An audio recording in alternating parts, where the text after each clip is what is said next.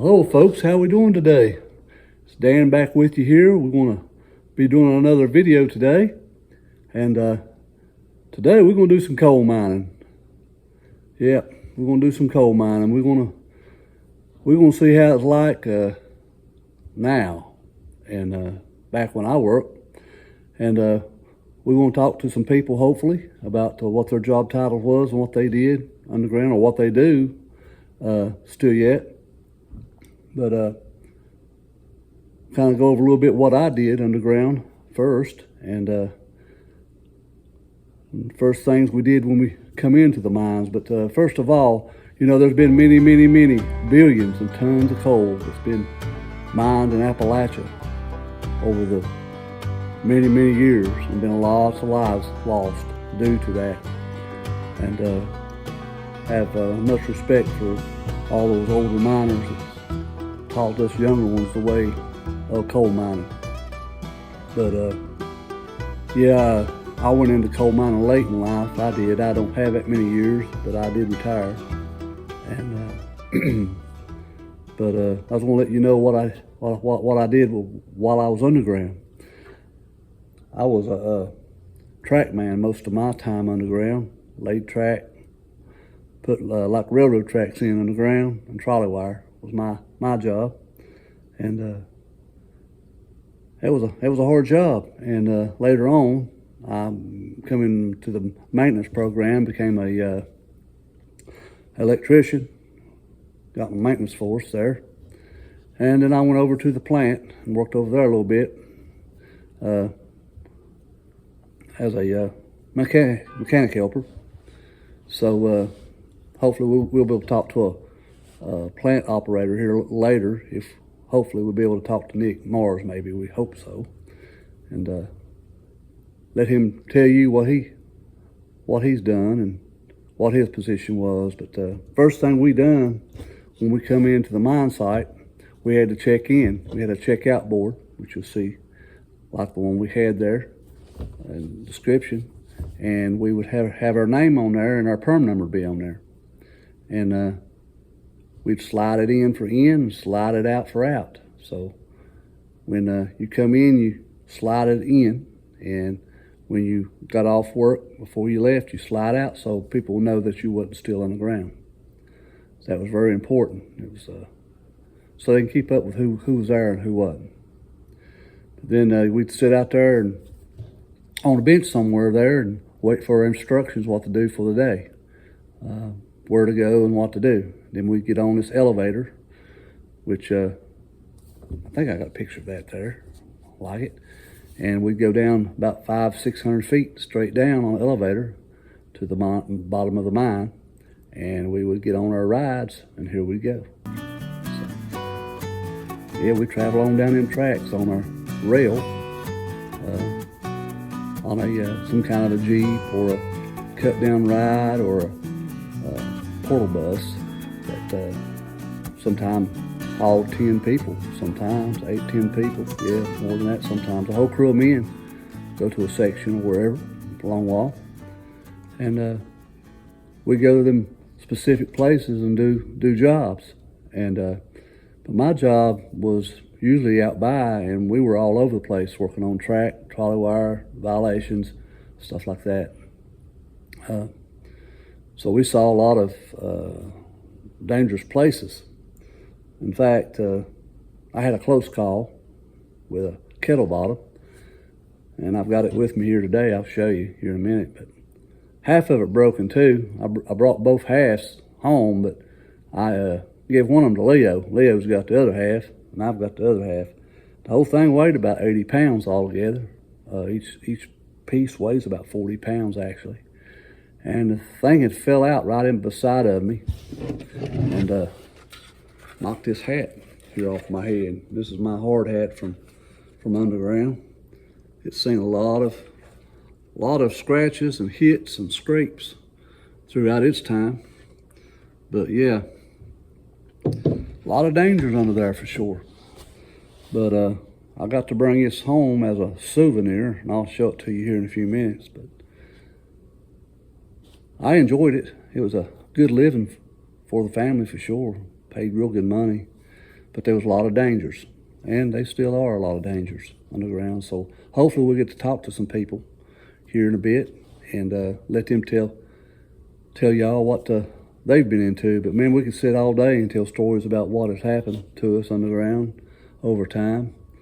But yeah, my specific job was to keep the track open, to maintain sections up with rail and trolley wire. The trolley wire was the wire that gave electricity to the ride that you rode on the track. A lot like a wire that you would see in these big cities, like these big buses that go on track with a power. Same kind of deal. But yeah, that's what I did for about 10 years or so, was work on track. Well, folks, this is it right here.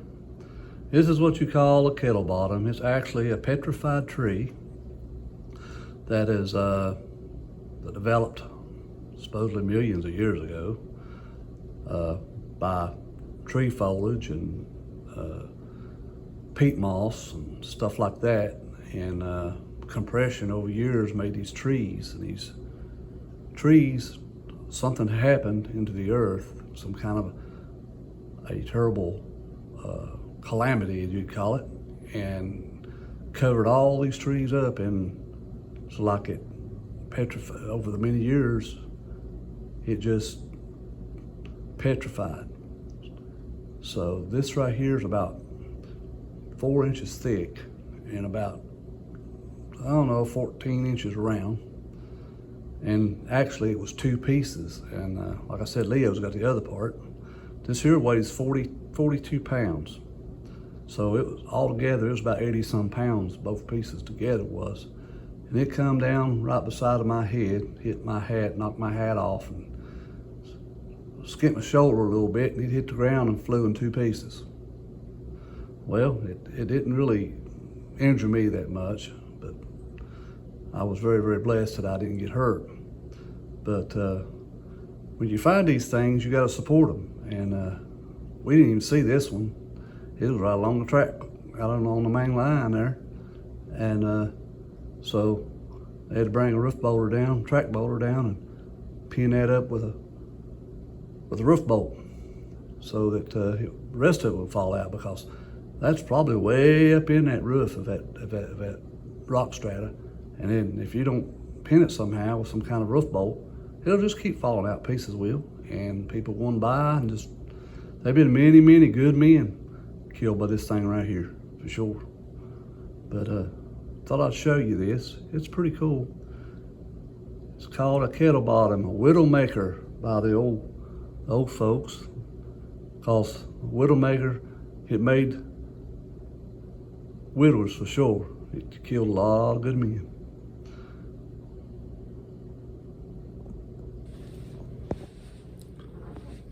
So I've pretty much told you pretty much what I did. Let's get into some of these other people's, what they done, what their job titles was, and maybe get some stories from some of them today. And we'll show you some stuff underground, some actual footage of stuff going on the ground. Maybe belt running or something, you know, or miner running or something on longwall. So let's see if we can muster up some of these people. I don't know how many I'll get, may not get none, but see who we can find to talk to, and we'll get right back with you in just a little bit. Let's see if we can go find somebody. Here's my buddy Nick Mars. Me and him worked together underground, not together, but we was in the same mines over Pinnacle, and we also worked together over at the plant, over 50 at the plant. And I want him to tell a little bit about what his job description was and what was the first thing we done when we come in the evening times. The exact first thing we do a what? We do a check-in, right? Yes, sir. You check-in tag, yes. Yeah, that brings back memories, don't it? Yeah, show everybody. Yeah, slide that tag in. We had these tags at the front. You always had to slide it in when you was in. When you come out, you slide it out. That way, if anything happened, any mine disaster, anything, they could go look, see who was in, who was out. Because that's our That's check our number. permanent number, yes. isn't it? Yes, it is. Bring back memories. First don't it? thing we did, yes. Yeah. Okay, we're done with that. So, tell me a little bit about the plant. What your job was at the plant, Nick? I was a control room operator in the panel room, they call it. I operated the plant, took care of all the belts and the running of the coal.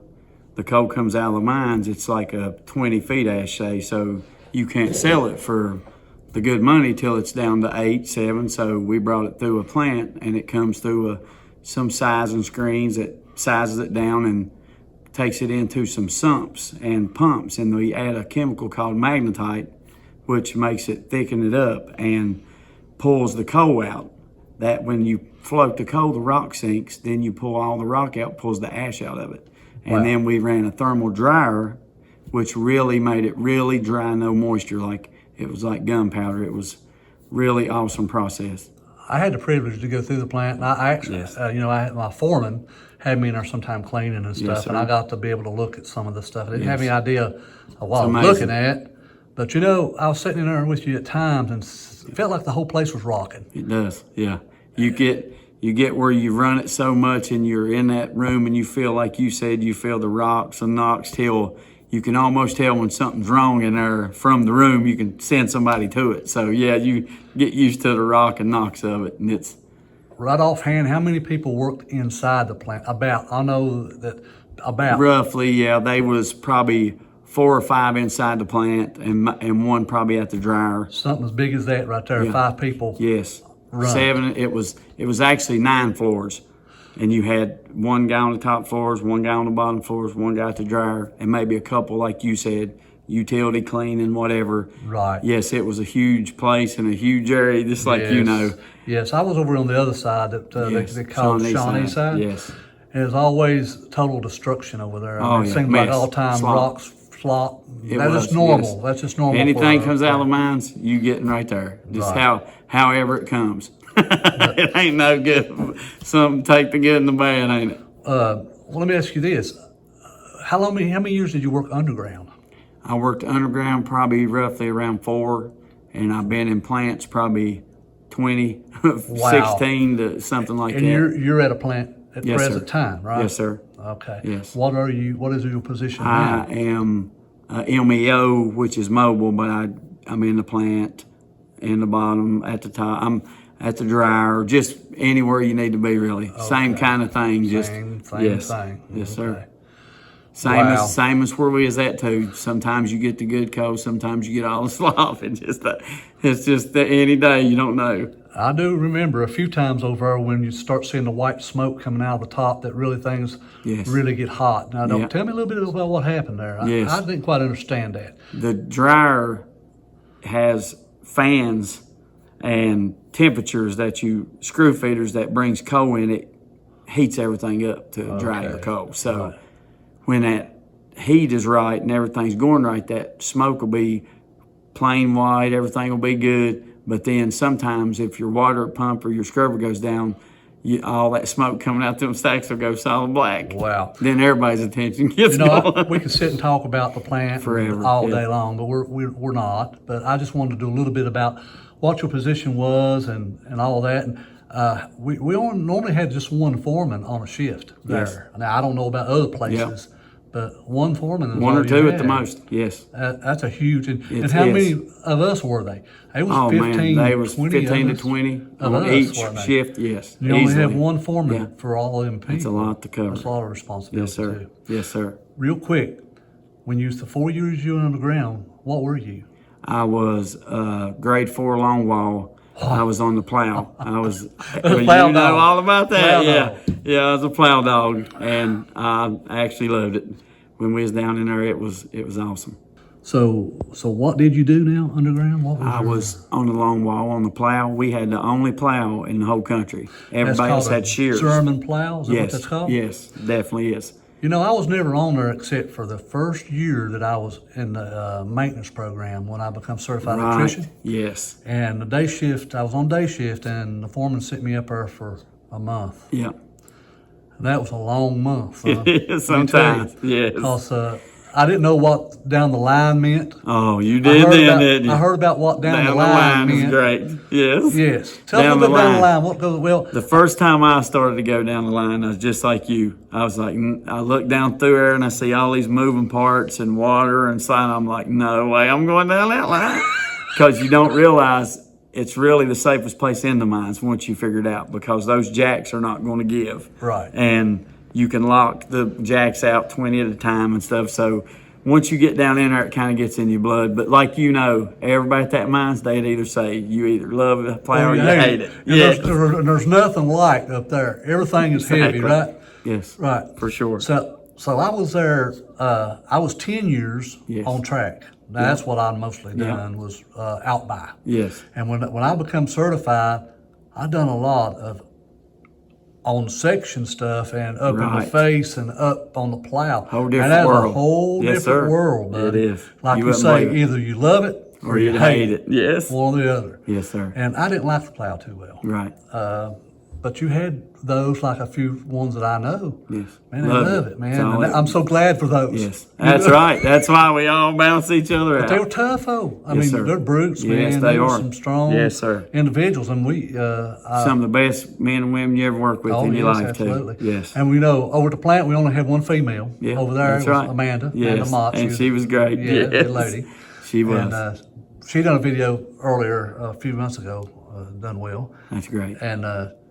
yeah, she was the only one work. We had a couple women underground over at the other side from time to time. Right. You know, but yeah, it was a nice place to work. It really was. It was. You'll never hear anybody say that they didn't love it there mostly. Most everybody will say, I hate they closed it down. Right, but you know, you hear so many people say it when you're working, they hate it. Yeah. But after it's gone, you don't know what you missed until it's gone. That's right. You don't know what you got till it's gone, bro. Yeah. Yes, sir. So I ended up retiring about 2017, I guess, actually. Right. So I've been out a while, but you're still in it. You're still swinging still on. Going. That's right. One day at a time, brother. So cool. Yes, sir. Well, I'm so glad that you done this with me It today. was Nick, you got anything talking to you? You got anything to say to the new miners out here? That's give us some input on the new miners. Don't be intimidated. Be confident in what you know and what you learn and the classes you take, and just take one day at a time. Listen to the older guys, especially, because I'm telling you right now, they know what they're telling you. Yes, absolutely. And just always keep one eye on the top and one eye on the rib, and just go from take the good Lord with you every day. You know, with the red light, the red hat, you know, everybody, you know. I know when I was red hat, come here. Everything. Do this, red everything. hat. Get over here, red hat. Yeah. That'll be okay. One day you'll be the black hat telling the red hat. And they're just looking after you, ain't they? Yes, sir. They really are. Yeah. They really well, Nick, it was so good being with you today, and thank you Bless. so much for putting your input on this Yes, today. sir. Anytime. And you be safe going to work, because he's going to go home now and go to bed and get up and go and do it again. I will. Right? That's right. Yes, and everybody, God bless everybody. All right. Thank you so much. Electrician, mechanic. Tell me a little bit about, what's the first thing we did when we come into mines every day? The first thing we have to do is, I asked them to, was check in. We had a check tag board, we had to go in, tag in, right, slide in. All right, after you got your, what you're going to be doing for that day, y'all went on up there onto the plow, right? Because that's what you done, you was a mechanic for the plow. Yeah, I was a mechanic. Okay. So tell me a little bit about the line. What you did down through there. Why would you even have to go in the line? You'd have to go down the line if you had shields messed up. Like I said, I was a mechanic. You'd have some shields that would get stuck that wouldn't come off the top that you'd have to work on. So what is a shield? So a lot of people may not know what a shield is. A shield is what protects you from the rock falls Fall on behind your it. head, right? When you recover the coal, you don't have no top. And the only thing you've got is the shield to protect you. They got great big hydraulic jacks on them, right? Yes. 2 or 1? Two. Okay. Two jack legs per shield. Wow. Yep. I know I used to help bring him in from the outside on big. They used a what was that thing they called that shield thing? hauler? Yeah, but they had a thing they drug them around with. What was that great big machine up there that they used? It was like a mule. A mule. They called it a mule. Yeah. Yeah. and we had to bring them things in, and they would break the track up, and it looked like pretzels yes. down out of White Oak. Yeah. Yeah, and so tell me a little bit about how the if you had a problem down the line, which a line is, how long is that line, by the way? It was a 1,000-foot face. You usually had like 172, 175 shields. Wow. Yeah, and the shield was probably, I'm gonna say they were 5 foot wide, 6 foot wide. So you had 172, 175 of them down the jack line. So you mechanics had to deal with all of those. All of them, yeah. For But sure. you had a head and a tail. You had like 3 mechanics on the head, 3 mechanics on the tail, and usually you just only worked on half the shields. They split it up. But if they needed help on one end or the other, we usually went on down and crawled on down and helped them fix their stuff. Crawled. Yeah, crawled. There wasn't no walking. You know, I dodged the plow for years. I was so scared of it. And I got on the maintenance program, and well, I was on day shift, and they sent me up there for 30 days. Yeah. And that was sure a learning experience. Ain't nothing up there that's light. Everything is heavy. Everything's heavy. Everything was heavy on that plow.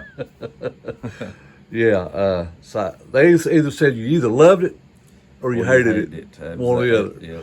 Basically, that was it. Yes. So I stayed out by my. I done track. That's what my job was through most of the time I was there. But I wanted to talk to you, a little bit what you done and responsibilities there. That was just a lot of times a plow would operate and never have no issue. You didn't have to do much of anything. No, you just mostly greased. If mostly after was all you had to do was just grease, and then you had equipment far as you had 3 entries, 1, 2, and 3 entries. The head of the plow would be in number 1, and most time you'd have a boulder in number 3, bolting toward the out by, which is going back where you just come from, for the next plow setup on the tail side. So meanwhile, while this plow's doing all this plowing, usually takes how long to come off if everything's going good? If everything's About going good, I think it's like 6 months. 6 months. Yeah, I think All right. it is. Meanwhile, you had 65 brakes, 180 foot center. A plow setup would be a 65 brakes. So, yeah, it took a little bit. so meanwhile, you got sections over here driving forward somewhere else over there, that's making a way for the next move. Plow setup. Right. Yep. To set up again. Yep. But things was always in high stress in the move time. Oh yeah. Usually you had every man in the coal mines was on the Doing plow something. tire down or plow set up. You Right. usually only had one minor section running. The rest of them was on plow tire down or set up. If they ain't hanging cables or dragging cables, if they ain't, Yep. Yep. Yep. All right, buddy. So that's about all I want to ask you about the plow. But I want to ask you a little bit what you do now. Well, I'm still an electrician, but I'm on a section. I'm a section electrician, a minor section now. Well, what do you cover on a section? Everything up there. Everything that's on the section. You got miners, roof bolters, shuttle cars, feeder, scoops, chargers. Yeah, you name it. So that can be hectic, especially if you ain't got but one mechanic If you've up got there. one mechanic trying to chase 2 miners at one time that they running and 2 roof bolters, 4 shuttle cars, yeah, it could be hectic. But you can only fix one piece at a time. Folks, this person right here, men like him, is the guys that keeps your lights on here in Appalachia. He said, and we're very proud to have him still going. I don't work anymore, but he's still at it. You're working for your retirement, Yes. and hopefully not too many years down the I road, hope right? Okay. So anything you want to say to the new Red Hats, anybody new coming in, I'm sure you'd have something to say to them. Anybody that's new coming in, to me, this is just me. I think that you need to watch yourself. Don't listen to everything that everybody tells you because they're young too. You think that you coming in new, oh, this man here knows because he's been doing it for a little while. That don't mean he's smarter than you are. You got to watch yourself. Yeah, you got to take care of yourself because That's right. you're the only one going to take care of yourself. That's right. Right. Yep. Yeah. Yeah. Just watch yourself and be careful. Take care of one another. All right, man. That's the coal mine. Keith, I thank you so much for sitting here and taking your time. I know you're busy. I just thank you so much, man. We appreciate you so much. Yeah, I thank you, buddy. All right, man. Catch y'all later. Well, folks, I hope you like this video here, but about coal and all that. And I just wanted to show you a little something here before we shut down the video. I want to show you this. Y'all know what this is? Looks like a spoon, don't it? Well, it is. It's a homemade spoon that my daddy had carved out one night when he went to work. My mama packed his lunch, in a lunch bucket. She'd send a spoon, right? Well, this particular one night, she didn't send a spoon, so he carved him one out of a piece of wood in the mines to eat out of. So I just wanted to show y'all that. I thought that was very interesting. It's been years ago since my dad had worked. He worked 20-some years and retired, and he's passed on now. But I just want to show y'all this spoon. It's so cool, I thought. So I just thank y'all so much for coming with me today, and we'll see you next time on Appalachian Roots with Dad. Catch y'all later.